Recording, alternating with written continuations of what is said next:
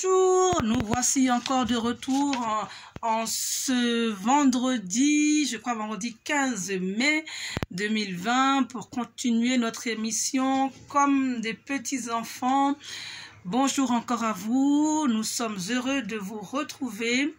Alors, nous allons continuer sur le sujet que nous avons commencé hier. Nous avons parlé un petit peu nous avons introduit la Bible en parlant des livres qu'il y avait, des chapitres qu'il y avait des versets, que c'était un gros livre, que c'était une bibliothèque, que c'était un livre qui était extraordinaire à lire.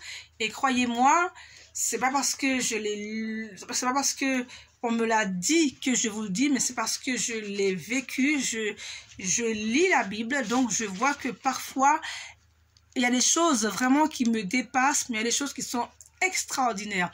Donc vraiment, la Bible est un livre qu'il faut absolument non seulement avoir chez vous, mais qu'il faut absolument que vous cherchez à lire, à comprendre, à méditer, et que vous priez sur les versets et sur tout ce que vous allez lire. Et je vous encourage à continuer à rechercher Dieu au travers de sa parole, parce qu'il n'y a pas d'autre chose de mieux. C'est la meilleure chose, comme j'ai chanté hier, te connaître. Connaître Dieu, c'est la meilleure chose. C'est la meilleure chose qui puisse t'arriver. Ça, je te le dis clairement, tu vas voir au fur et à mesure de nos études que connaître Dieu, c'est ça qu'on appelle la vie. Parce que la vie sur cette terre est difficile, mais tu verras que Dieu nous donne la solution à toute chose. Ça ne veut pas dire que tu ne vas pas être triste, que tu vas pas avoir des problèmes, de la souffrance, mais en tout cas, tu auras une espérance, tu auras autre chose qui vont te donner envie de vivre, qui vont te donner envie de continuer, qui vont te donner la joie, qui vont te donner la sérénité. Et ça, c'est vraiment important dans le monde où nous vivons. Donc aujourd'hui, Seigneur, nous te remettons toutes choses. Toi, le Dieu Tout-Puissant, toi qui règnes et qui vis au siècle des siècles, tout est entre tes mains. Tout ce que nous disons est sous ton autorité. Et si nous disons ou parlons de quelque chose qui ne vient pas de toi, Seigneur, déracine-les dans le cœur de ceux qui vont écouter, Seigneur. Et que toi seul sois mis en avant au nom de Jésus. Amen. Donc, maintenant, nous allons continuer encore un petit peu sur ce livre qui est la Bible. Donc, un tout petit peu. Ensuite, nous allons avancer un petit peu. Et puis, on va quitter ça parce que la Bible, il y a beaucoup de choses à dire, même sur le livre en lui-même, sur chacun des livres en eux-mêmes. Chaque livre a vraiment une particularité. Et vraiment, comme je vous disais hier, il y a des livres poétiques, il y a des livres qui vous aident à prier comme les psaumes, il y a des livres historiques qui vous racontent donc le commencement du monde, comment on a été créé et toutes choses. Et ensuite, comment, nos pères, qu'on appelle les patriarches, vraiment, et comment Dieu a choisi un peuple, vraiment, pour annoncer, en fait, la venue de Jésus au travers des prophètes. Vraiment, et ce livre-là, donc dans l'Ancien Testament, en fait, je voulais vous dire aussi que l'Ancien Testament, vous lirez beaucoup de choses. Et moi, je voulais vous dire que l'Ancien Testament, il annonce Jésus depuis le commencement. Il parle même de Jésus depuis le commencement. Bien sûr, on ne prononce pas ce mot Jésus, mais on va le voir dans le Nouveau Testament que Jésus était là dès le commencement. Et c'est le verset que je vais vous donner parce que c'est très important, parce que nos études nous parlerons toujours de Jésus.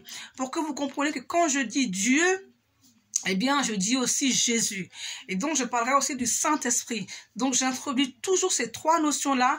Donc, je vais vous faire comprendre que Jésus était là dès la création du monde, de tout ce qui existe. Donc ça, c'est une notion que je voulais vraiment introduire, que tu dises pas que Jésus n'était pas là. Donc Jésus était vraiment là et que quand tu liras, tu comprendras au fur et à mesure. Donc c'est un livre vraiment riche et tu verras plus tard dans les livres, on parlera d'Abraham, de Moïse, on parlera de Jacob, on parlera de David, le roi David que tu as entendu parler sûrement, on te parlera de Michée, d'Ésaïe, et tout cela, ils annoncent quelque part Jésus toujours. Donc ce sont des livres que tu liras avec passion, même si parfois ils seront un peu compliqués à lire, un peu difficiles, mais parfois tu pourras être touché par le Seigneur si tu te laisses toucher, si tu ouvres ton cœur lorsque tu lis la parole de Dieu et que tu demandes à Dieu de te guider par son Saint-Esprit, parce que c'est lui qui guide toutes choses. Donc nous avions vu, après la création, nous avions vu que après la création, nous avons vu déjà que Dieu existait et que il dominait sur toutes choses. Et nous avons vu qu'il avait placé qu'il avait placé l'homme dans le jardin d'Éden, Adam, et qu'il avait donné un ordre à Adam, et puis Ève est arrivée ensuite, il a créé Ève ensuite, et que tous les deux étaient dans le jardin, et que dans ce jardin-là, il y avait un arbre, il y avait le fruit d'un certain arbre qu'ils ne devaient pas manger. C'était l'ordre de Dieu de ne pas manger, sinon ils allaient mourir. Dieu, je le répète, leur a donné le choix. Dieu te donne toujours le choix entre faire le bien, faire le mal. Il va te donner le choix entre mentir et dire la vérité. Il va te donner le choix entre voler et ne pas voler. Il donne le choix dans tout ce que tu fais dans ta vie.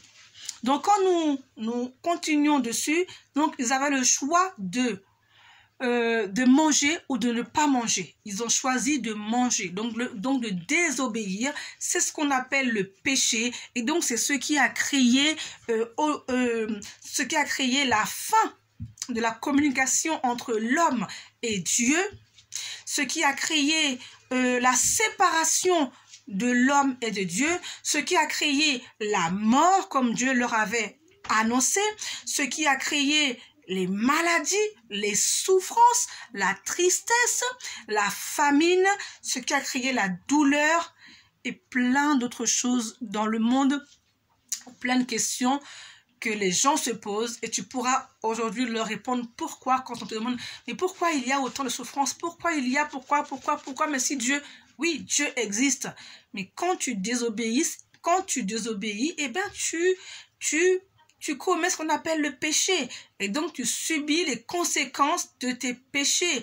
C'est pas parce que toi tu as péché, mais c'est parce qu'un homme, Adam, a péché, et ça c'est la conséquence de tout ce qu'il a fait dès le début. Et ça c'est pour tout le monde, dans le monde entier. Nous sommes tous nés pécheurs à cause d'Adam, et nous avons besoin d'une personne que Dieu nous a envoyée après pour que nous puissions justement avoir ce qu'on appelle la vie éternelle, que nous puissions être pardonnés. Je sais que c'est difficile à croire, mais je sais que Dieu va t'éclairer. Je sais que Dieu va illuminer ton cœur pour que tu comprennes ce mystère-là. Nous savons qu'il n'y a pas de personne, ni de maman, ni de papa, ni de tonton, qui que ce soit, qui va pouvoir mourir sur une croix pour toi. Mais en effet, il l'a fait. Et il l'a pas fait pour une personne en particulier.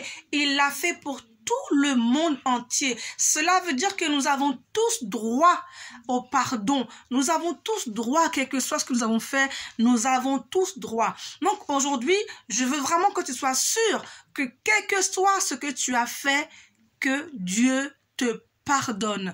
À la minute où toi-même, tu reconnais que ce que tu as fait est mal, si tu le reconnais, eh bien, et que tu le confesses, ça veut dire que tu le dis, tu dis, Seigneur, voici ce que j'ai fait de mal devant toi, eh bien, j'ai menti, j'ai volé, pardonne-moi, déjà ça, tu as confessé de ta bouche ce que tu as fait de mal.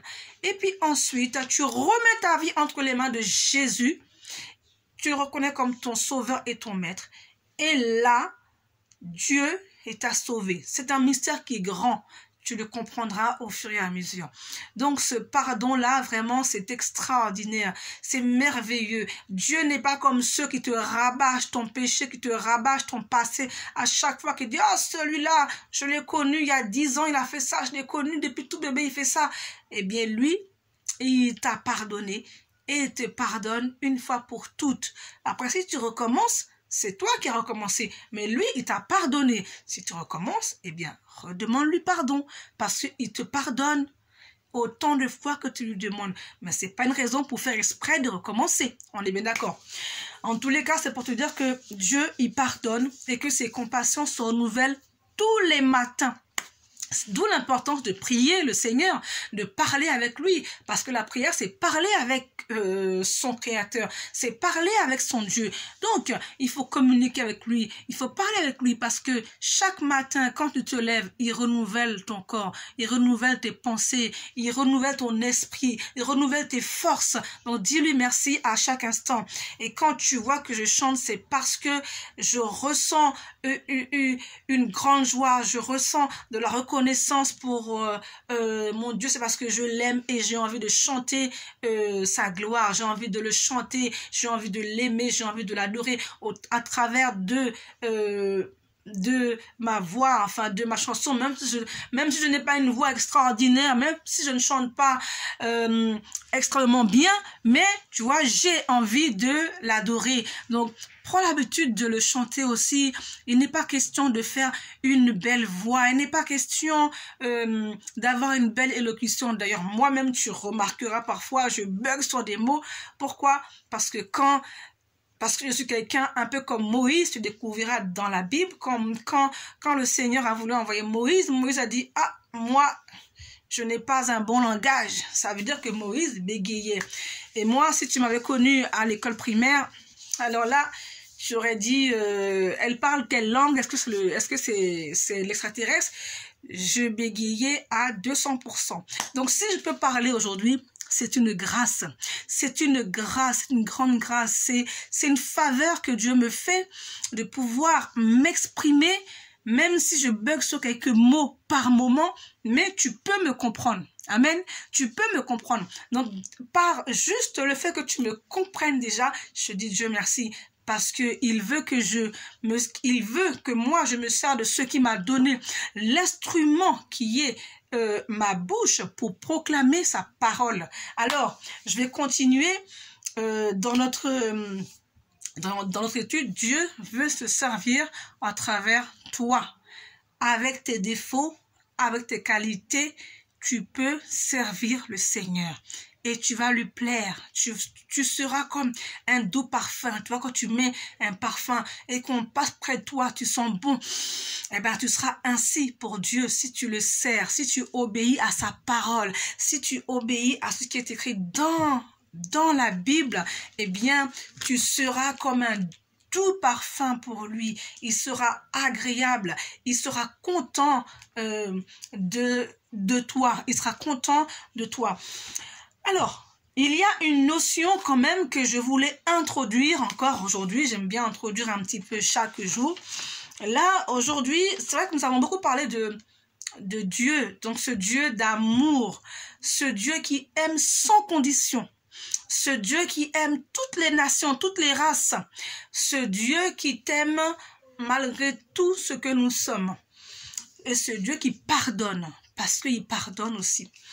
Alors, nous parlons de Dieu, mais alors, dans le monde, nous allons parler d'autre chose, c'est Satan. Parce qu'on ne peut pas parler de Dieu, ni de la Bible, sans parler de Satan. Parfois, je ne veux pas t'effrayer ou le but n'est pas de t'effrayer ou de te faire peur. Déjà, enlève-toi de la tête l'image qu'on te fait de Satan avec 2 cornes en rouge, avec une cape rouge ou je ne sais pas quoi. Ce n'est pas vrai.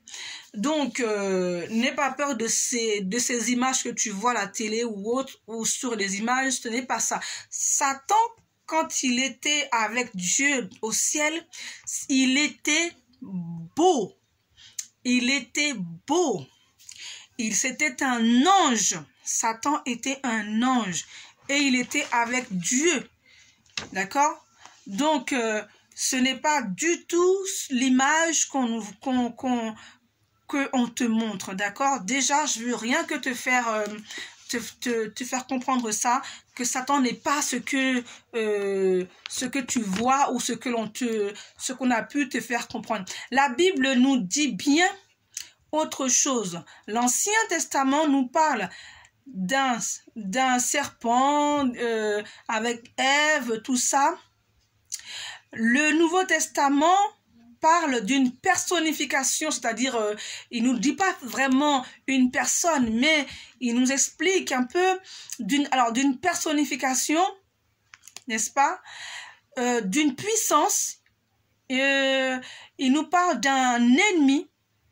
En fait, c'est l'ennemi, c'est un ennemi, c'est l'ennemi de Dieu venu tenter Jésus. C'est ce que le Nouveau Testament nous parle un peu comme ça. C'est quand Jésus allait prier, il y avait Satan qui était venu le tenter. Donc ça c'est dans le Nouveau Testament. Elle lui donne des noms. Donc la Bible donne des noms qui le qualifient. On parle de Satan qui veut dire l'adversaire, hein, d'accord? Le diable qui est le diviseur, il est l'accusateur. Et la Bible nous parle aussi de lui comme le malin, le tentateur. Et tu verras, tu entendras. Alors moi, si tu es enfant ou si tu es moins grand ou plus grand, je le répète toujours, les images de dragons et autres ne sont pas bons pour les enfants. Les dessins animés de dragons et autres ne sont pas bons pour les enfants. Parce que la Bible nous parle du dragon ancien. Eh bien, ça représente dans la Bible Satan. Donc, il y a des images. En tant que chrétien, il y a beaucoup d'images que nous devons éviter, surtout de mettre au mur de nos enfants. Évitons vraiment tout ce qui est image. Parce que nous verrons dans les 10 commandements que Dieu ne veut pas qu'on représente, ni qu'on le représente, mais qu'on évite de représenter qu'on évite tout ce qui est image. Parce que il y a des choses qui sont faites dans le monde que nous, on ne comprend pas, mais le monde sait plusieurs significations de ces choses. Donc évitons de faire apprécier à nos enfants les dragons. Surtout quand tout ça, enfin, je reviendrai un petit peu dessus peut-être un autre jour. Là, je vous le dis brièvement. Donc, Satan, son but, c'est de te tromper. Son but, c'est de semer le doute en toi.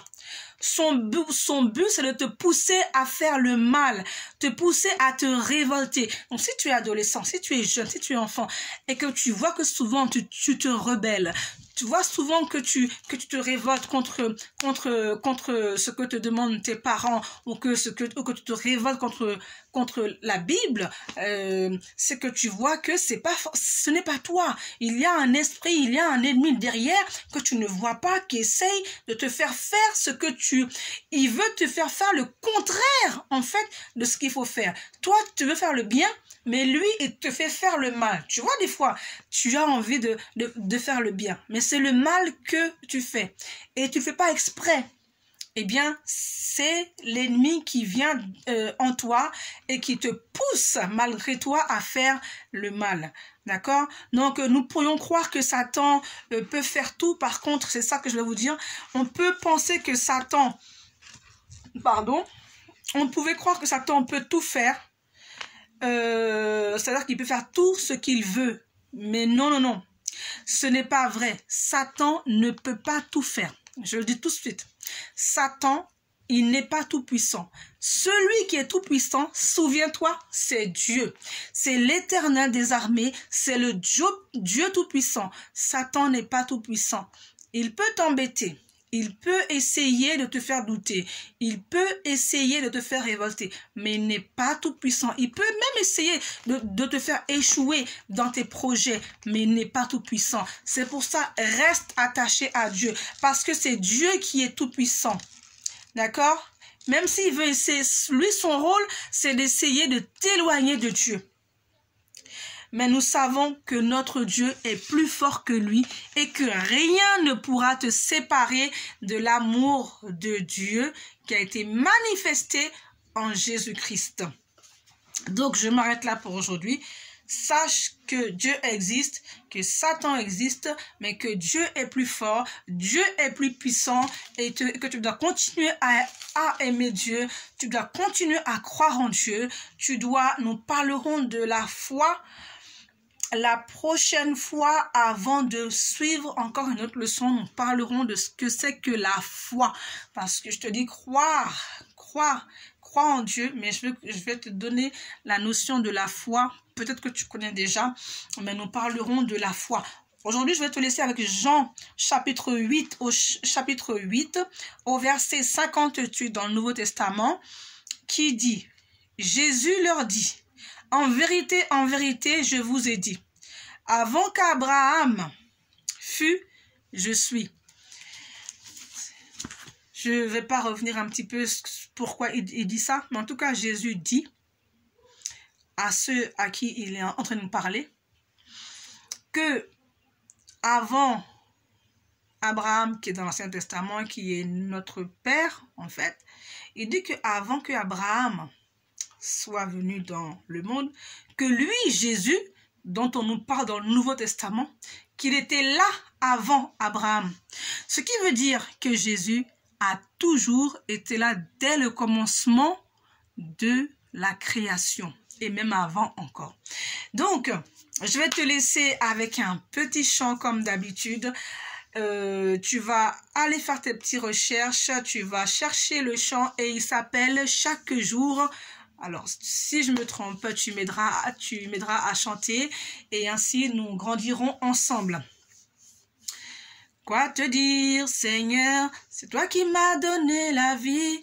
Comment expliquer ce que tu es pour moi, Seigneur? C'est toi qui m'as sauvé. Je te donne toute ma vie, que chaque jour je puisse faire briller ton nom, Seigneur. Chaque jour, c'est pour toi que je vis. Chaque jour, c'est toi que je veux suivre. Chaque jour, je marcherai avec toi. Ah, chaque jour, c'est pour toi que je vis. Chaque jour, c'est toi que je veux suivre. Chaque jour, je marcherai avec toi. Ah, chaque jour, c'est pour toi que je vis. Chaque jour, je marcherai avec toi. Chaque jour, je marcherai avec toi. Ah, ah. Sois béni et nous allons prier encore pour que le Seigneur fasse son œuvre en chacun d'entre nous. Seigneur, nous te remercions pour ce moment passé en ta présence, car ta présence est plus douce que le miel et elle est plus chère que l'or. Seigneur, en ce moment, tu nous as appris que tu étais au-dessus de toutes choses et que nos péchés, tout ce que nous faisons, tu pouvais nous pardonner, Seigneur, grâce à Jésus-Christ que tu as envoyé sur la terre.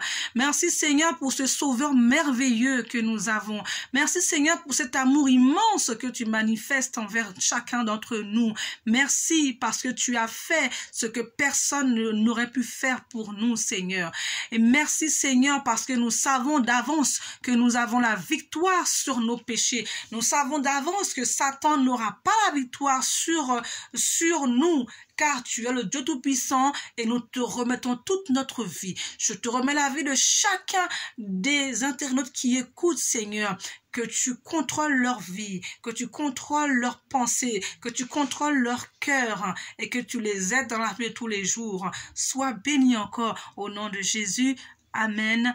À demain et comme des petits enfants, nous nous retrouvons avec un cœur soumis, avec un cœur vrai, avec un cœur désireux d'apprendre un peu chaque jour de lui. Soyez bénis, soyez bénis.